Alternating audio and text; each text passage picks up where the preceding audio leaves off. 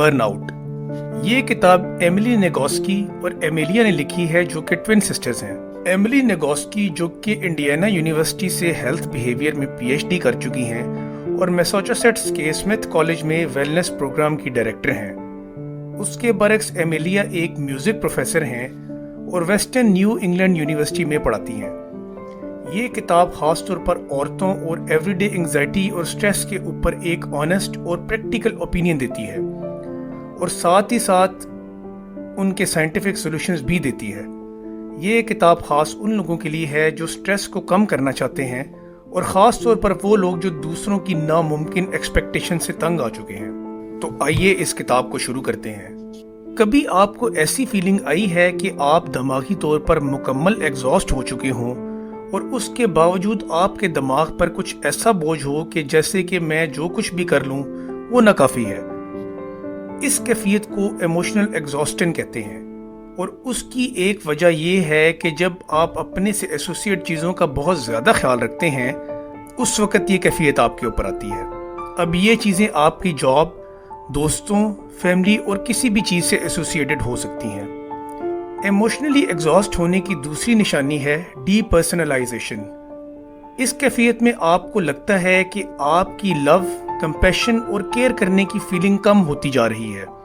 Emotional burnout की तीसरी निशानी है डिक्रीज सेंस ऑफ अकम्पलिशमेंट, यानी जो कुछ भी आप अचीव कर लें, आपको उससे ना कोई ख़ास खुशी मिलती है, बल्कि आपको लगता है कि मैं जो कुछ भी कर लूँ उससे कोई फ़र्क नहीं पड़ता। अब हो सकता है कि आपको ये सिम्टम्स काफ़ी फेमिलियर लग रहे हों, तो हम इस तरह से इसको समझना शुरू करते हैं कि सबसे पहले कोई भी इमोशनली एग्जॉस्ट किस तरह से हो सकता है। तो उसका जवाब इस तरह से है कि आप किसी के साथ भी अपने इमोशनल एक्सपीरियंस को एक सुरंग यानी टनल की तरह ले सकते हैं।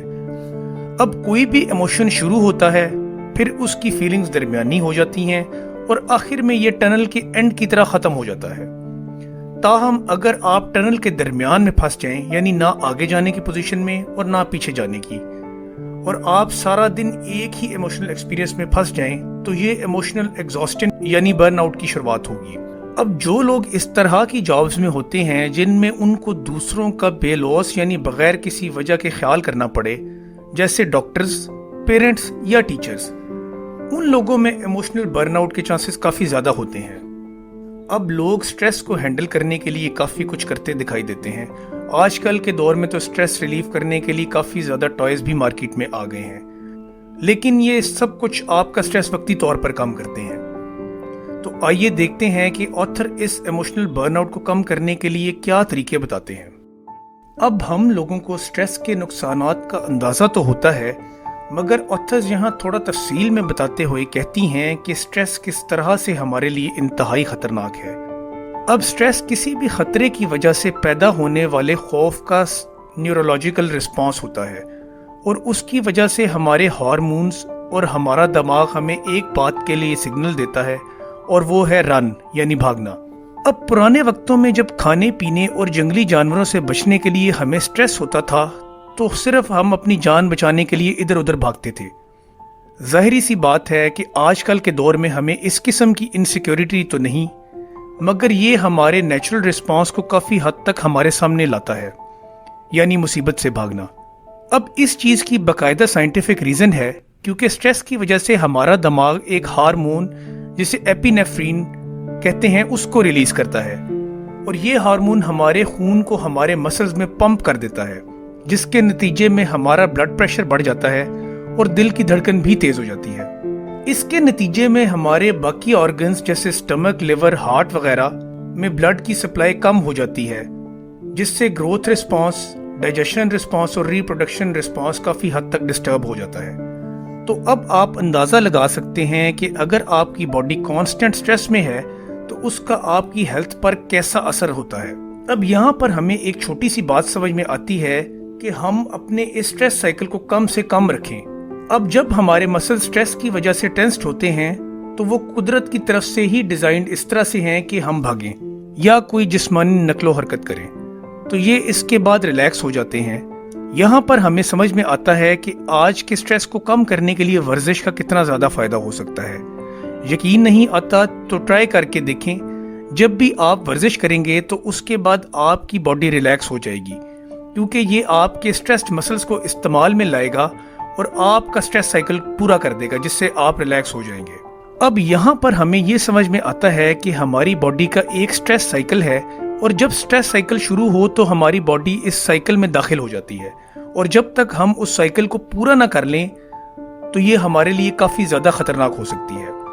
اب ضروری نہیں کہ یہ اسٹریس سائیکل صرف ورزش سے ہی پورا کیا جائے، بلکہ ہم اور بھی چیزوں سے یہ سائیکل پورا کر سکتے ہیں، جیسے کہ پینٹنگ، میوزک، اسکلپٹنگ اور پازیٹیو سوشل انٹریکشنز، یا کوئی بھی ایسی چیز جو آپ انجوائے کرتے ہوں اور آپ کو ایسا لگے کہ آپ اپنی سیف جگہ پر واپس آ گئے ہیں۔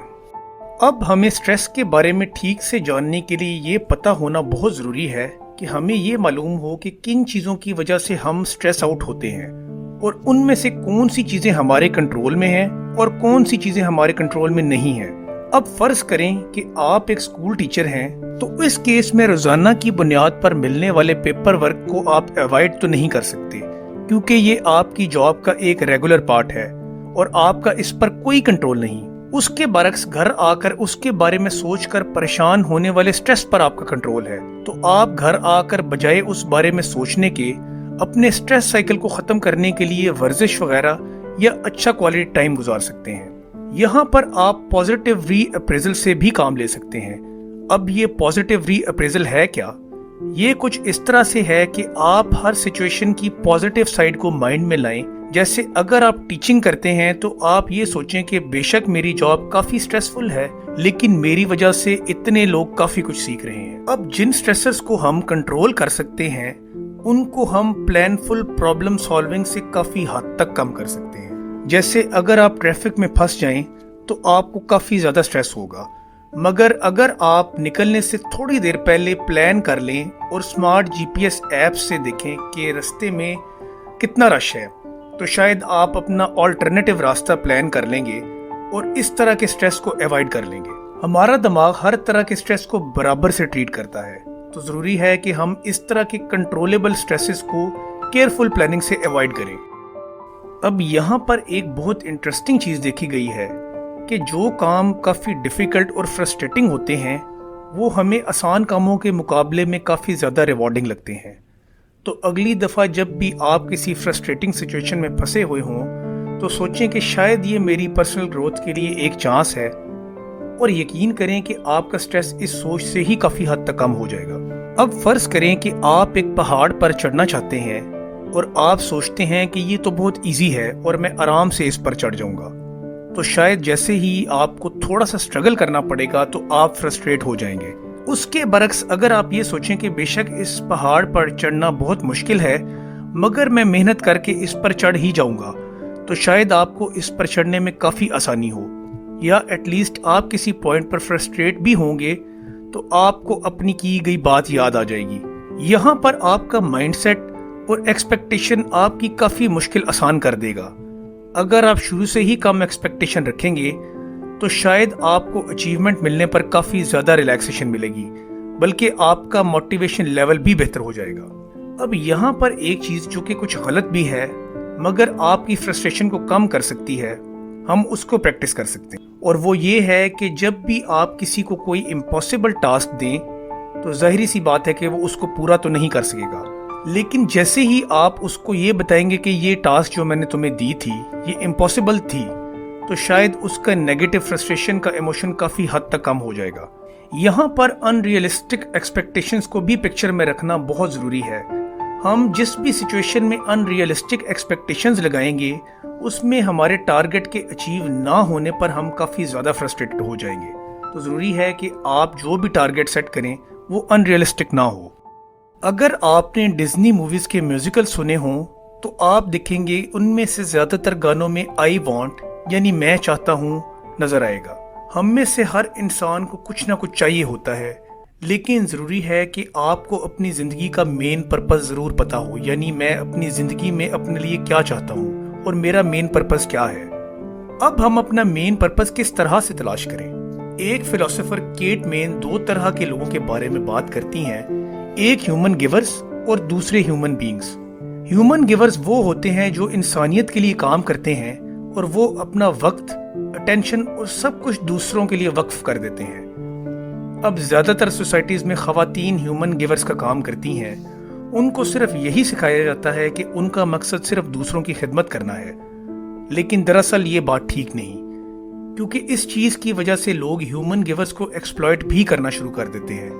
تو ضروری ہے کہ آپ کو اپنے بارے میں پتہ ہو اور آپ ضرور اپنے بارے میں سوچیں اور اپنے آپ کو ہیومن گیور سنڈروم کی وجہ سے کسی بھی طرح سے پنش مت کریں۔ اب اکثر لوگ سمجھتے ہیں کہ ہم اکیلے زیادہ خوش رہ سکتے ہیں اور زیادہ تر یہ کیفیت ڈپریشن میں آتی ہے، لیکن ریسرچ میں یہ بات ثابت ہوتی ہے کہ چاہے ہم انٹروورٹ ہوں یا ایکسٹروورٹ، ہمیں اپنی زندگی میں نارمل فنکشن کرنے کے لیے کسی نہ کسی رشتے کی ضرورت ہوتی ہے۔ اکیلے ایک حد تک ہی رہا جا سکتا ہے۔ یہاں پر یہ بھی ضروری ہے کہ آپ اپنی زندگی میں ان لوگوں کو ہی چنیں جن کے ساتھ آپ مینٹلی کمفرٹیبل ہوتے ہیں۔ اب اس طرح کے لوگ بہت کم ہو سکتے ہیں۔ اس طرح کے لوگ ڈھونڈنے کے لیے آپ اس طرح کے گروپس بھی جوائن کر سکتے ہیں جو ایک ہی طرح کے شوق رکھنے والے لوگوں پر مشتمل ہوں۔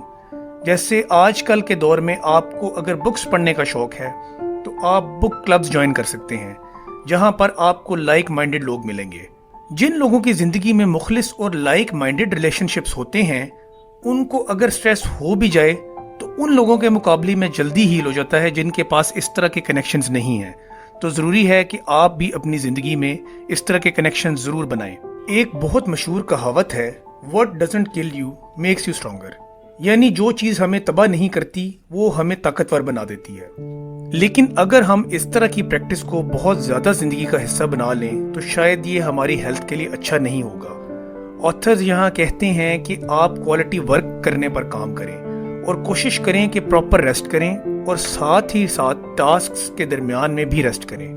جب بھی آپ کسی ٹاسک میں تھوڑا سا ایگزاسٹڈ فیل کریں تو دوسری ٹاسک پر سوئچ کر جائیں یا بیچ میں تھوڑا سا بریک لیں، بلکہ کچھ ایسا کام کریں جس میں آپ کا دماغ بالکل بھی استعمال نہ ہو، جیسے کپڑے فولڈ کرنا، موبائل دیکھ لینا یا کچھ اور۔ اسی طرح نیند بھی ہمارے جسم کے لیے بہت اچھی ہے کیونکہ یہ ہمارے دماغ کے ہر حصے کو ہیل کرتی ہے۔ اس کے ساتھ ساتھ اگر آپ کو بہت زیادہ غصہ آتا ہے تو آپ اس کو قابو کرنے کی کوشش کریں، بلکہ آپ اپنے اندر کے غصہ کرنے والے ورژن کو میڈ پرسن بھی کہہ سکتے ہیں۔ اور جب بھی آپ اس میڈ پرسن کو یاد کریں گے تو آپ سوچیں گے کہ وہ کس طرح سے ٹاکسک ہے اور کس طرح سے اس کیفیت میں آنے کے بعد آپ کو پچھتاوا ہوتا ہے۔ تو اب سے جب بھی آپ کو غصہ آئے تو آپ اپنے میڈ پرسن کو ضرور یاد کریں۔ یہاں پر یہ بھی ضروری ہے کہ آپ اپنی ان فیلنگز کو ضرور انڈرسٹینڈ کریں جن کی وجہ سے آپ کو غصہ آتا ہے، اور ان کیفیات کو یاد کریں جن کی وجہ سے ایسا ہوتا ہے، اور کوشش کریں کہ آئندہ کے لیے اپنے آپ کو ان کیفیات سے دور رکھیں۔ اس کے لیے آپ کچھ اس طرح کی ٹیکنیکس بھی یوز کر سکتے ہیں کہ اگر آپ ورزش نہیں کر سکتے تو آپ ڈیپ بریدنگ ایکسرسائز کر لیں۔ اب یہ ڈیپ بریدنگ ایکسرسائز ہے کیا؟ اس میں آپ آہستہ آہستہ لمبی سانس لیں اور 5 سیکنڈ تک انہیل کریں اور 5 سیکنڈ تک اس سانس کو اندر رکھیں اور پھر آہستہ آہستہ 10 سیکنڈ میں اس سانس کو باہر نکال دیں۔ اسی طرح ایک اور کامیاب ایکسرسائز یہ بھی ہے کہ آپ اپنے جسم کے ہر مسل کو باری باری 10 سیکنڈ کے لیے فل ٹینس کریں اور پھر ریلیز کریں۔ یہ ورزشیں آپ لیٹ کر اور بیٹھ کر بھی کر سکتے ہیں۔ اس کے علاوہ آج کل کے دور میں سٹریس ریلیونگ ایپس اور گیمز بھی آ چکی ہیں جن کو کھیل کر آپ اپنے سٹریس کو کافی حد تک کم کر سکتے ہیں۔ تو دوستو، یہ تھی اس بک کی سمری۔ میں امید کرتا ہوں کہ آپ کو یہ بک پسند آئی ہوگی۔